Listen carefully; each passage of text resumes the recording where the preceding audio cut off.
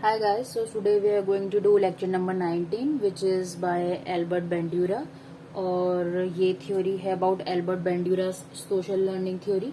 तो पहले मैं ये बताती हूँ कि सोशल लर्निंग थ्योरी आई क्यों और कैसे आई, फिर लर्निंग थ्योरी होती क्या है। ठीक है, तो जो एल्बर्ट बेंड्यूरा थे, ही वॉज बॉर्न इन 1925 और वो साइकोलॉजिस्ट थे और प्रोफेसर थे of social science in psychology at Stanford university.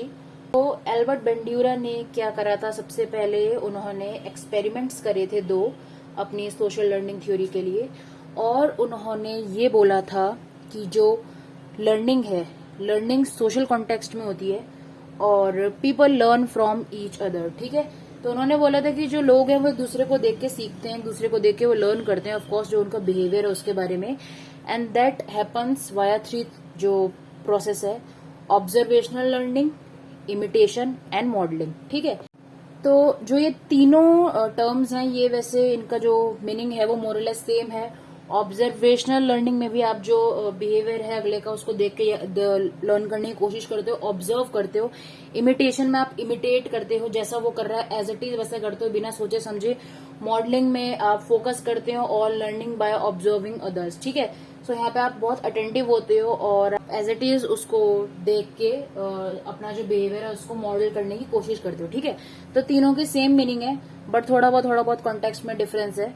सो उन्होंने बेंड्यूरा ने बेसिकली यही कहा कि जो इंसान होता है वो अगले को देख के, ऑब्जर्व करके, इमिटेट करके, मॉडल करके जो बिहेवियर है उसको एक सोशल कॉन्टेक्स्ट में सीखता है। ठीक है, अगर सोशल जगह ही नहीं होगी, मतलब आपका कोई दिख ही नहीं रहा आपको, तो आप किसको देख के सीखोगे। सो इसीलिए सोशल लर्निंग थ्योरी है, सोशल आप सोसाइटी में लर्न करते हो एक दूसरे को देख के बिहेवियर को और सीखते हो। ठीक है, इसके बाद इसी चीज को, मतलब ये उन्होंने एक लाइन दे दी बट इसको अंडरस्टैंड करने के लिए हमने करा था, मतलब उन्होंने करा था बोबोडॉल एक्सपेरिमेंट। ठीक है, सो अकॉर्डिंग टू बेंड्यूरा बहुत सारे फैक्टर्स होते हैं ह्यूमन बिहेवियर को डिटरमाइन करने के लिए। ये आपको पता ही, जैसे कॉग्निटिव फैक्टर हो गया आपका, एनवायरमेंटल फैक्टर है, बिहेवियरल फैक्टर है, और उसी के बेस पे आप ऑब्जर्व करते हो लर्निंग को। ठीक है, इन्हीं सबको ध्यान में रखें, मतलब इन सब चीजों से जो हमारा बिहेवियर है बहुत ज्यादा डिफ्रेंशिएट कर जाता है अलग अलग लोगों से। और इस चीज को, बिहेवियर को स्टडी करने के लिए what he did, he conducted a Bobo doll experiment. ठीक है, और इस एक्सपेरिमेंट क्या हुआ था, बोबोडॉल क्या होता है, जो हिट में नहीं होता उसी को ये बोबोडॉल कह रहे हैं। सो उन्होंने क्या करा, he design to study how children absorb behaviour after observing adults. ठीक है, उन्होंने क्या करा था, बेसिकली उन्होंने 36 बॉयज और 36 गर्ल्स लिए। ठीक है, जिनकी एज थी 3 से 5 साल। ठीक है, और उनको उन्होंने डिवाइड कर दिया ऐसे 3 पार्ट्स में, जिसमें 24 को एग्रेसिव बिहेवियर ऑब्जर्व करना था, 24 ने थोड़ा सा माइल्ड बिहेवियर ऑब्जर्व करा, और 24 को एज अ कंट्रोल ग्रुप रखा था, मतलब कि कुछ भी ऑब्जर्व नहीं करा उन्होंने। ठीक है, इसके बाद क्या हुआ, ये इन्होंने ऑब्जर्व करने के लिए, यहाँ पे आ जाओ, 24 चिल्ड्रन ने वॉच करा एक फीमेल एक मेल मॉडल को जिसने बिहेव करा एग्रेसिवली। इनको क्या करा, इनको एक रूम में लेके गए, रूम में 24 बच्चों को छोड़ दिया। उसके बाद एक मेल या फीमेल मॉडल आया जिसने एग्रेसिवली जो टॉयज वगैरह रखे हुए थे उनके साथ में बिहेव करा, और बोबोडॉल वगैरह रखी थी। ठीक है, उसके साथ में उसने एग्रेसिवली बिहेव करा। इसमें से जो 24 बच्चे थे उन्होंने क्या देखा, एक नॉन एग्रेसिव मॉडल आया जिसने शांति से खिलौनों के साथ में खेला। ठीक है, और जो इनमें से बचे हुए 24 बच्चे थे, they were not expose to any of the model. ठीक है, अब इसमें आ गई आपकी stages.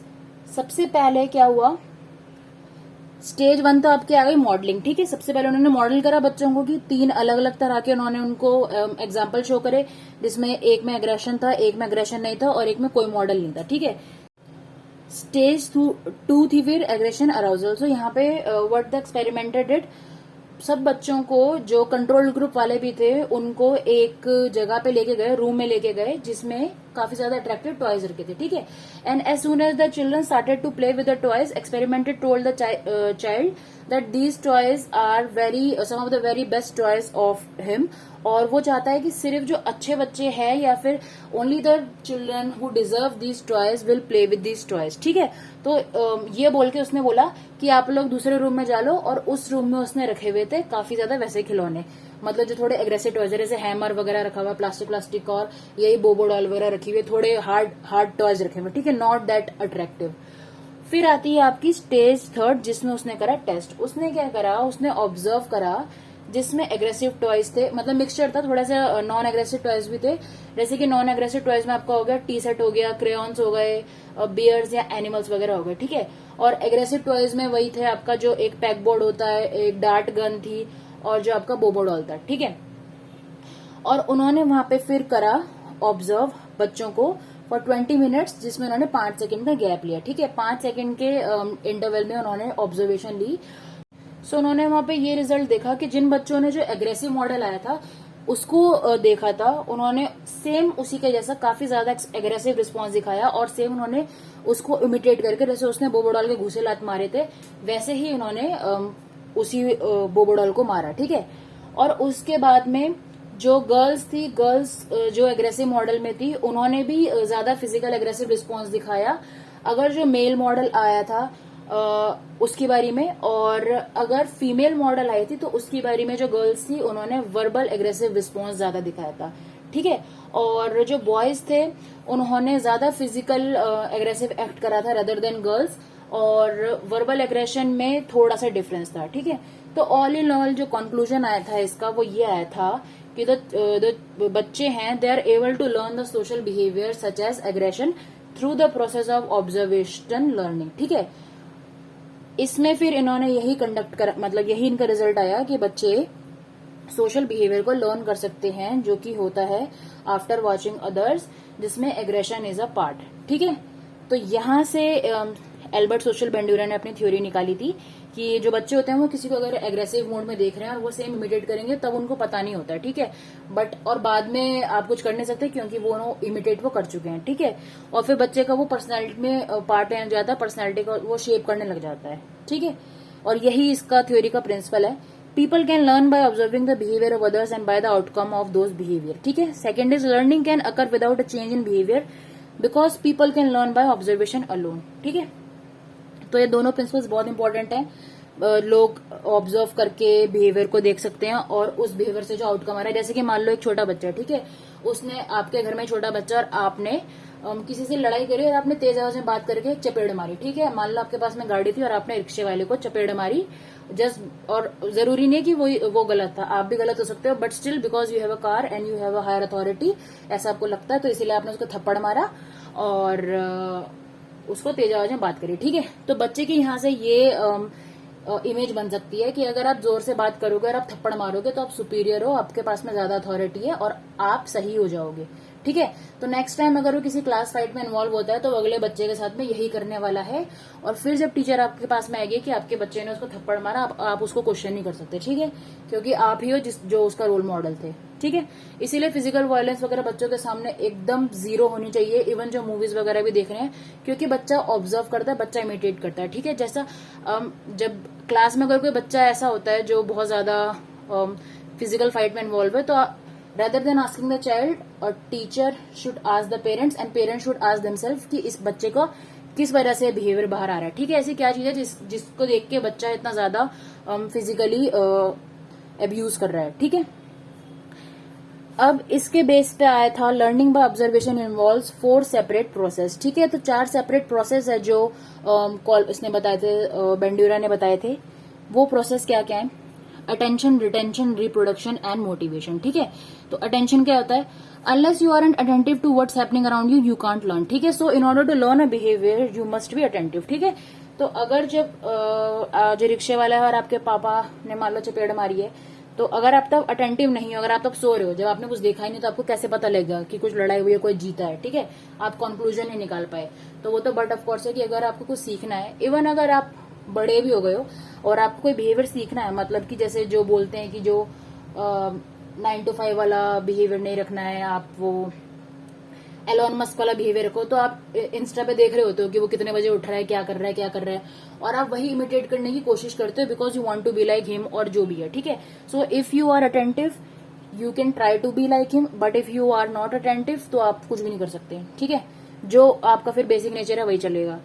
B is retention. Retention का मतलब है must not only pay attention but also remember it some time later, ठीक है। रिटेंशन का मतलब है मेन, जैसे कि एक दिन अगर आप एलोन मस्क की तरह उठोगे तो आप एलोन मस्क नहीं बनोगे, आपको उसको टाइम टू टाइम उसको आपको रिकवर करना पड़ेगा, मतलब कि रूटीन में डालना पड़ेगा, ठीक है। C is reproduction, should be able to possess the necessary response observed but sometimes aren't capable of doing the same, ठीक है। तो रिप्रोडक्शन में जो सेम बात हो गई, जैसे कि वहां पे तो उसके पापा ने उसको पीट दिया रिक्शे वाले को, बट जब बच्चा स्कूल में गया और स्कूल में चपेट मारने की कोशिश करी, बट अगले वाले ने काफी ज्यादा अच्छा डाइट ले रखा था और उसने उसके 2 धर दिए, ठीक है। तो वहां से उसको ये समझ आ गया कि भाई मेरे बस की नहीं है, मैं तो यहाँ पे रिक्शा वाले का रोल निभा रहा था, मैं पिट गया हूँ, ठीक है। तो until unless you are not able to reproduce, आप उतना अच्छा एग्जैक्ट बिहेवियर नहीं शो कर पाओगे, ठीक है। And last D is motivation, only performs if have motivation, ठीक है। फिर वहीं पे अगर जब वो 2 चपेट खा के नीचे गिर गया बच्चा और सारे बच्चे हंसने लगे और उसके बाद उसको गुस्सा आया और उसने शक्तिमान देख के आया था वो, या फिर छोटा भीम, और उठा और उसने उसको धक्का दिया और वो अगला नीचे गिर गया, तो वहां पे उसको मोटिवेशन आ गई कि अब तो मैं करके ही दिखाऊंगा, ठीक है। तो वहां पे कर गई उसकी मोटिवेशन काम, ठीक है। तो ऐसे करके जो आपका बिहेवियर है वो काम करता है, ऐसे करके आप लर्न करते हो। और यही वाला कि जो आउटकम है उसकी बिहेवियर की, अब जब बच्चे ने अगले को गिरा दिया तेज की, तो अगले के दिमाग में भी यही आया ना, फिर अगला उसको अपने ग्रुप का लीडर बना देते हैं बच्चों को, और ऐसे ही फिर ग्रुप बढ़ता है, ऐसे ही फिर मतलब यही होता है जो धीरे धीरे आगे चल के ना ग्रुप वगैरह डिवाइड होता है, और जो थोड़ा सा हाई अथॉरिटी पे या फिर जो थोड़ा ज्यादा स्ट्रांग है फिजिकली या मेंटली, उसको सब लीडर बना लेते हैं अपना, ठीक है। तो बेसिकली ये आपका एल्बर्ट बेंड्यूरा का थ्योरी है in real life, social learning theory. अब हम करते हैं MCQs. Our first MCQ is which of the following is a process in the social observational learning theory of Bandura, ठीक है। बेंड्यूरा की जो 4 प्रोसेस उसमें से इनमें से कौन सा है, reflection, retention, repetition and recapitulation में। So your answer is B, retention, ठीक है। Next MCQ is a child hitting a playmate in the same way that he has been punished at home is an example of, जैसा बच्चा अपने दोस्त को मार रहा है वैसे ही उसने घर में पीटते हुए किसी को देखा हुआ, वो किसका एग्जाम्पल है, बताओ। ये ऑब्जर्वेशन लर्निंग है और यही सही आंसर है। जो आपने देखा कि बच्चा ऑब्जर्व करके याद करता है, तो ऑब्जर्वेशनल लर्निंग इसका सही आंसर है, ठीक है। Next question is name 4 elements that account for observational learning Bandura की थ्योरी के हिसाब से। तो ये 4 आपको खुद बताने हैं कौन से होते हैं 4, अटेंशन, रिटेंशन, रिप्रोडक्शन और मोटिवेशन, ठीक है। ये 4 आपको खुद याद होने चाहिए और सीक्वेंस में याद होने चाहिए। Next question is Albert Bandura is known for his theory of, कौन सी थ्योरी के लिए, moral development theory, psycho social development, emotional development या फिर सोशल लर्निंग थ्योरी। तो right answer is social learning theory, ठीक है, क्योंकि अभी हम ये पढ़ रहे हैं, बट ऑफकोर्स तो ये याद होनी चाहिए। फिर अगला MCQ है social learning theory integrated the, social learning theory ने क्या इंटीग्रेट करा था, मतलब वो किस जो 2 एरियाज हैं, स्किल्स हैं, उनको जोड़ के बनी है, ह्यूमनिस्टिक अप्रोच या साइकोएनालिटिकल थ्योरी, बिहेवियरल या फिर कॉग्निटिव थ्योरी। सी है आपका कॉग्निटिव एंड सोशल थ्योरी, और डी है आपका नॉन ऑफ द अबाउट, ठीक है। सो आपका आंसर क्या है, बिहेवियरल और कॉग्निटिव थ्योरी, ठीक है, क्योंकि बिहेवियर ये आपको ऑब्जर्व होता है और कॉग्निशन में आपका क्या आ गया, जो भी आप सारा अटेंशन, रिटेंशन, रिप्रोडक्शन और मोटिवेशन करते हो, ठीक है। So this theory is done by